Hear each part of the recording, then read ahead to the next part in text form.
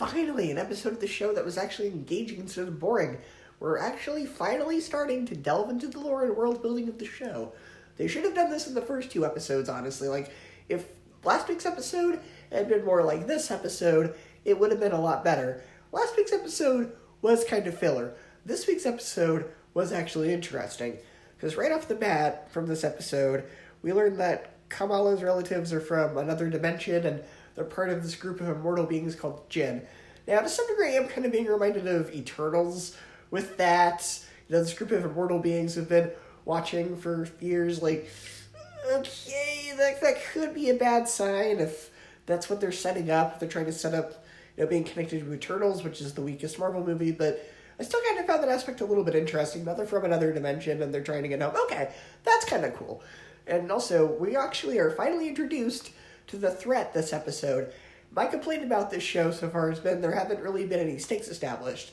This episode finally established the stakes. And the big threat this episode isn't some superpower being, but rather a shady government organization known as Damage Control. Presumably, the same Damage Control introduced at the beginning of Spider-Man Homecoming. And then, we get this incredibly fun dance number at the wedding. That was really fun to watch. I really enjoyed that. And then after that happens, Damage Control bursts in, and then we get this exciting fight sequence between them and Kamala. That was a fun scene to watch, especially with the Bon Jovi music, because it kind of sort of fit. They kind of set that up earlier with the Bon Jovi joke a little bit earlier, but to actually see that happening and the fight, that was actually a really fun scene to watch, especially compared to the other 2 episodes, which, those were about boring teen issues that I don't care about, with characters I don't care about. So this was a step up, because there was actually action in this episode. The show finally remembered it's a comic book show, not a teen drama on the Freeform network. And so, after the big fight scene, one of Kamala's relatives realizes, oh, she's the mysterious new superhero, and she freaks out. That's a good twist. I'm kind of excited to see where that goes. This episode is a huge improvement over the others.